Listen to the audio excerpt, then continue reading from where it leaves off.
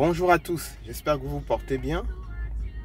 En cette période de fête, on atteint bientôt la nouvelle année et c'est le moment d'essayer de vous projeter pour l'année suivante. Les fêtes, c'est bien, mais les activités vont reprendre. C'est pas la fin du monde. Commencez déjà à travailler sur vos tableaux de budget. Prenez par exemple en ce qui concerne l'électricité l'ensemble de vos factures au 31 décembre et essayez d'établir la moyenne. Faites la même chose pour vos courses, votre consommation de carburant, l'école des enfants, la nounou, la femme de ménage, toutes vos charges mensuelles répétitives, si je peux me permettre.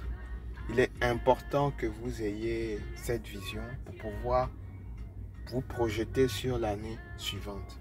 Ça vous permet également, si vous avez eu l'occasion de faire cette opération l'année précédente, de pouvoir comparer.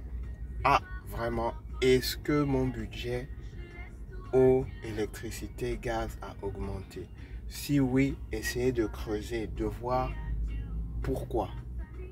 Et mettre derrière en fait un plan d'action.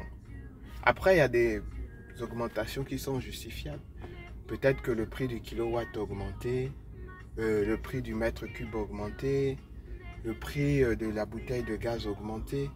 Mais essayez d'avoir un bilan de ces différentes dépenses sur toute l'année 2022, de comparer avec l'année 2021 si vous avez ces données-là et creuser un peu plus pour savoir quelle est l'origine, en fait, la raison pour laquelle il y a une augmentation.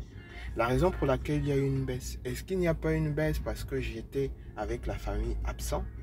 Est-ce que prévoyez sur votre nouveau budget également des dépenses qui se sont ajoutées sur 2022. Par exemple, projetez sur 2023 de faire un voyage encore. À partir des données contractées sur l'année 2022, vous pouvez vous mettre maintenant un budget voyage, un budget ceci, un budget cela. Vous avez peut-être créé de nouvelles entreprises, vous avez des charges à cet effet. Et même pour cette entreprise, vous devez établir un budget pour savoir quelles sont les charges qui vous attendent. Donc, je ne pense pas que vous n'aurez rien à faire ces prochains jours. Vous aurez vraiment du travail, vous aurez de quoi vous occuper, vous aurez de quoi faire travailler votre esprit, votre mind, votre cerveau. C'est intéressant. Donc, n'hésitez pas, reprenez tout ce que vous avez dépensé sur l'année à partir des données que vous avez, les factures, vos tableaux, et établissez un budget pour 2023. L'idéal, c'est de le faire pendant le dernier trimestre 2022 et maintenant au 1er décembre, au 1er janvier, autant pour moi, 2023, faire juste les réajustements. Ça va vous aider, ça va vous permettre de toujours voir si vous avez sur 2022 respecté ou pas le budget, comparer entre ce que vous avez projeté en 2022 et ce que vous avez réalisé. Donc on parle à ce niveau de budget estimé et budget réalisé après atterrissage au 31 décembre. Donc c'est à vous d'avoir un suivi. On n'a pas besoin d'être un comptable. Je ne suis pas comptable de formation.